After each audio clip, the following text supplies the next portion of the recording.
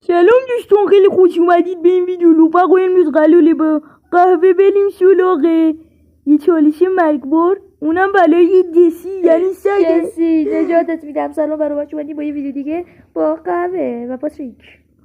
ببین من الان یه ما بالا سرش گذاشتم، باید اونو حج بزنی. آها بولو اوکی. و دیگه خودت هم بازی رو بلدی. آره ما بگه بالا سر من اتک میده. شب کن الان میرم اونجا. بعد الان میرم اونجا. سلام دیسی، خوبی دیسی؟ خب نه اصلا اتک نمیده. خب سوال بعدی. میتونیم ازش غذا گیر بیاریم؟ نه اصلا نمیشه.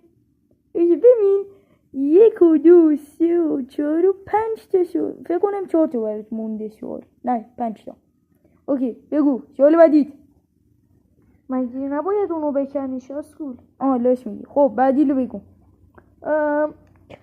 میتونیم باهاش تیه خلط رو بگیریم دور گردنش. عالی میشه. بکن دیگه. میکنم. شاید کن یه لحظه هنگ کردی برام. ببین قرار جسید بمیری دیگه. حواست به خودت باشه. جسید جان بودو کنار. اوکی اینم از این. بعدی سوال بعدی. ویلیجره؟ نه اصلا نمیتون. اصلا ویلیجر نیست. جسید جون قلاله بمیری.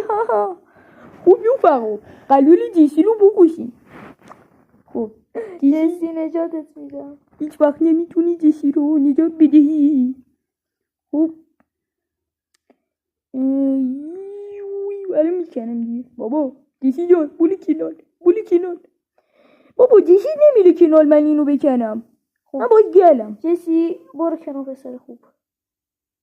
فکر نکنم حرف تو گوش داده. گوش داد. خوب آخرین سوالت. بپرس سریع.